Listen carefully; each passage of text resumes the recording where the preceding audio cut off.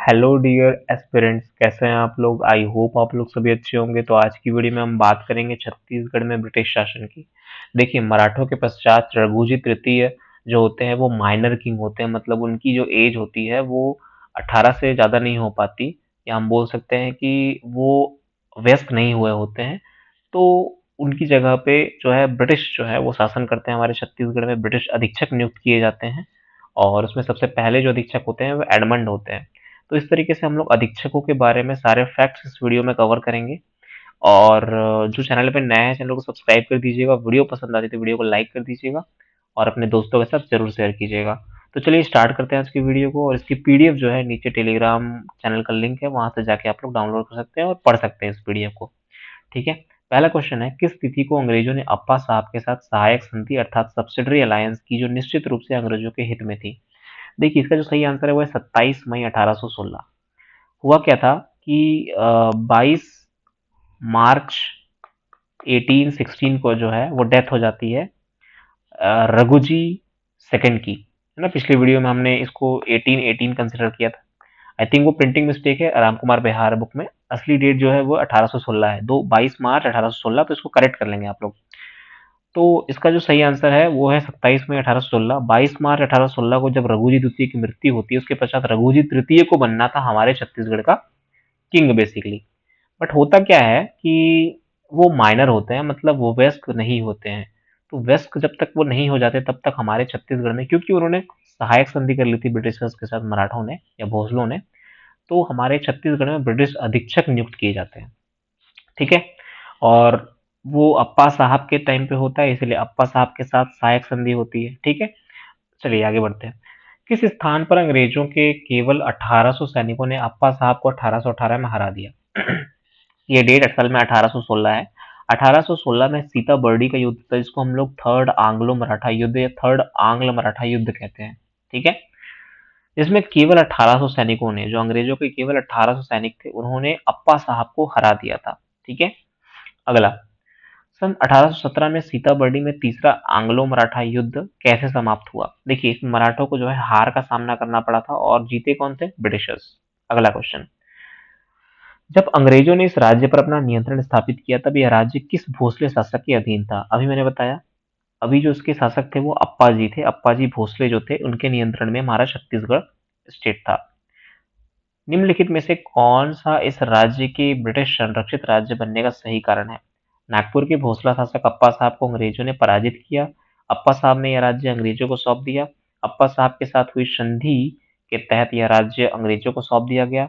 या 31 मई 1818 को नागपुर के रेजिडेंट जेनकिंस ने घोषणा की थी कि रघुजी तृतीय के अल्पमत काल के दौरान मराठा राज्य ब्रिटिश नियंत्रण में आ जाएगा। देखिए, रघुजी तृतीय उस समय माइनर थे, व्यस्क नहीं हुए थे। यही रीजन है कि छत्तीसगढ़ में ब्रिटिश शासन हुआ था। ठीक है।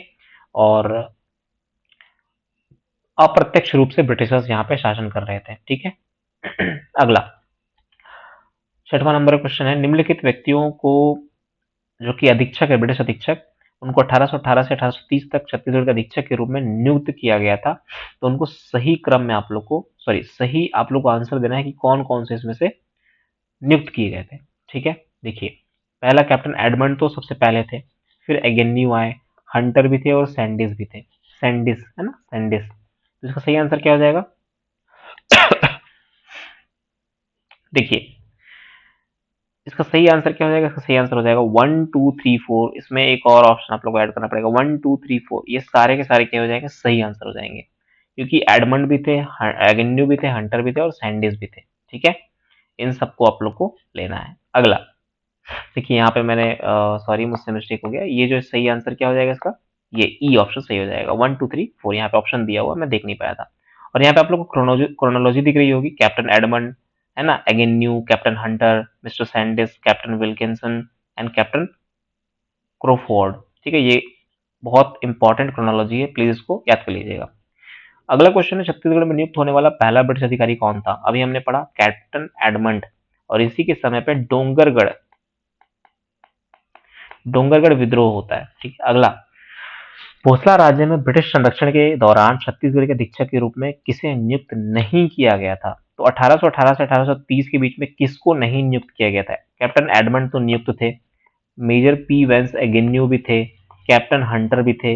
ये नहीं थे, ये पहले डिप्टी कमिश्नर बने थे हमारे छत्तीसगढ़ के। ये 1818 से 1830 में नहीं आए थे, ये 1854 के पश्चात आए थे। ठीक है। अगला, छत्तीसगढ़ में ब्रिटिश अधिष्ठान अधीक्षक basically captain Edmund, colonel P Vans Agnew, mister Sandys and Crawford, उनके समय की महत्वपूर्ण घटनाओं का आप लोग को मिलाना है। ठीक है। देखिए, कैप्टन एडमंड के टाइम पे डोंगरगढ़ की जमींदारी में विद्रोह हुआ था, इसीलिए जो कैप्टन एडमंड है उनका हो जाएगा डोंगरगढ़ में विद्रोह, तो हो जाएगा ए का टू, है ना, ए का टू। और एगेन्यू के टाइम पे क्या हुआ था, एगेन्यू के टाइम पे क्या हुआ था, एगेन्यू के टाइम पे जो रतनपुर से रायपुर राजधानी का स्थानांतरण हुआ था, इसीलिए हो जाएगा बी का वन।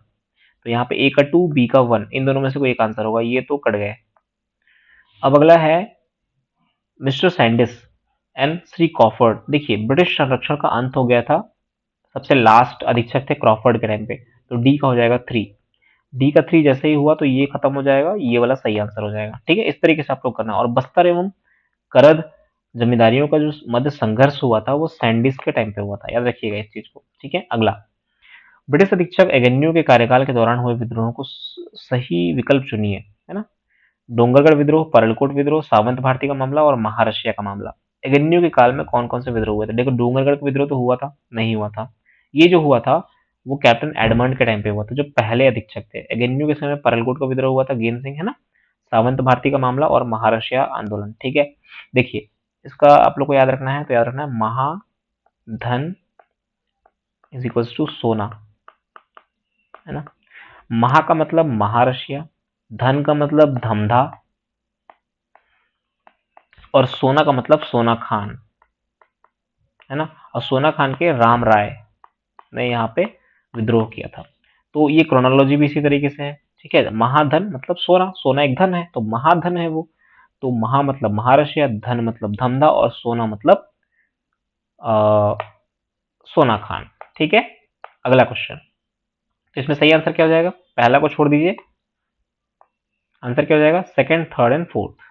अगला, प्रारंभ में छत्तीसगढ़ में कुल 27 परगने थे, जिन्हें सीमांकन कर घटाकर 8 परगने किया गया। और ये किया गया किसके द्वारा? एगेन्यू के द्वारा किया गया। प्रत्येक परगने का, और बाद में जो है ये 8 परगने से बढ़कर एक परगना और हो गया था, 9 परगना। ठीक है।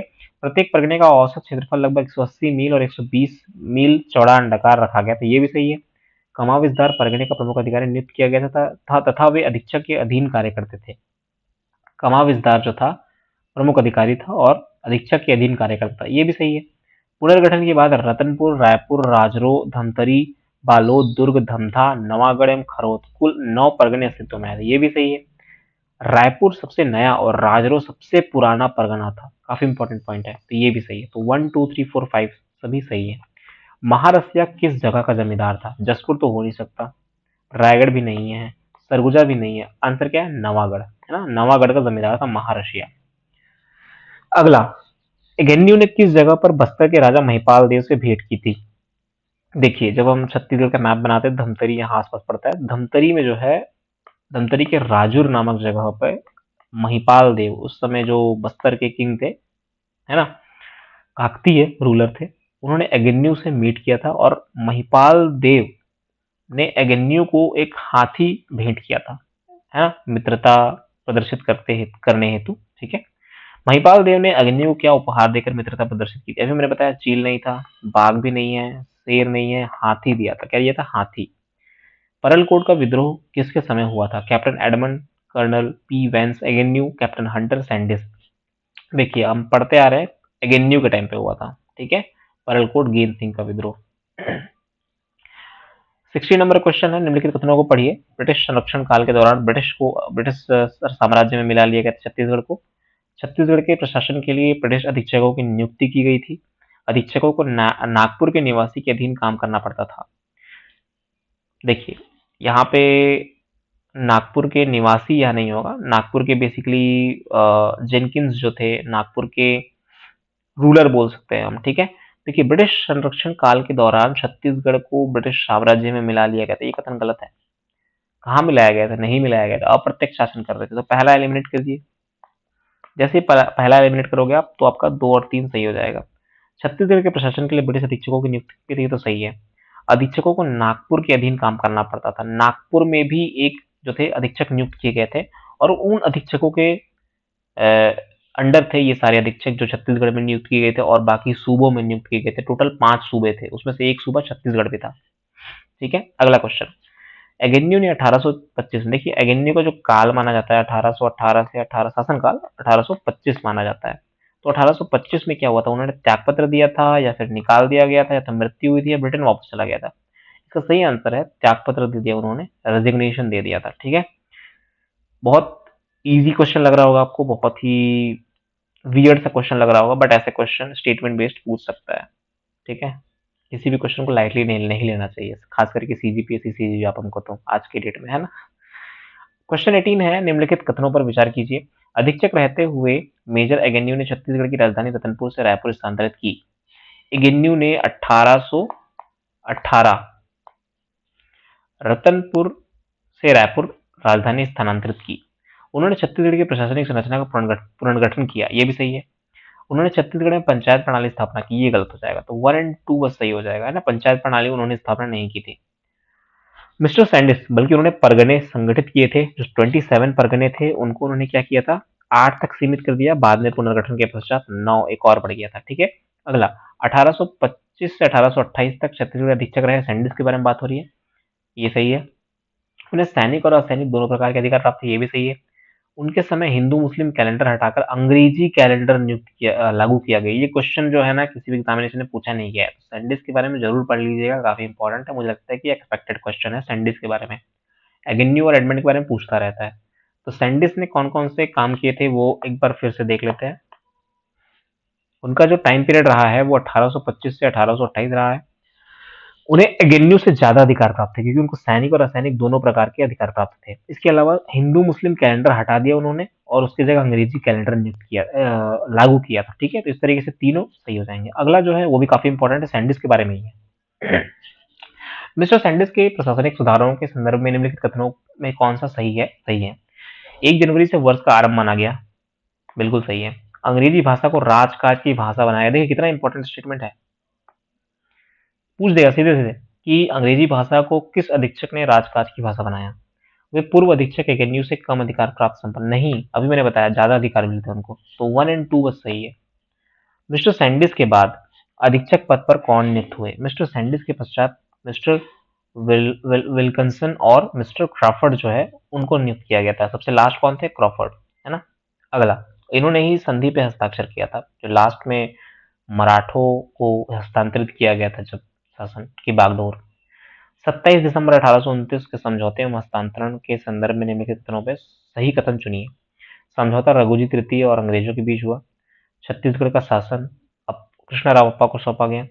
शांतिपूर्ण हस्तांतरण 6 जून को हुआ। देखिए तीनों कथन सही है, समझौता रघुजी तृतीय और अंग्रेजों के बीच में हो गया। छत्तीसगढ़ का शासन कृष्णराव अप्पा को सौंपा गया, जो कृष्णराव अप्पा जो थे जिलेदार थे, और 6 जून 1830 को जो है ये हुआ था। देखिए 27 दिसंबर 1829 को जो है ये समझौता हुआ इनके बीच में, और जो शक्ति का स्थानांतरण है इसके पश्चात लगभग 6 महीने पश्चात जो है 6 जून 1830 को हो गया। ठीक है। इस तरीके से हमने टोटल 21 क्वेश्चन किए। क्वेश्चंस कैसे लगे आप लोगों को बताइएगा, और अगर कोई डाउट हो तो कमेंट सेक्शन में लिखिएगा। Keep reading, keep enjoying your life. Thank you.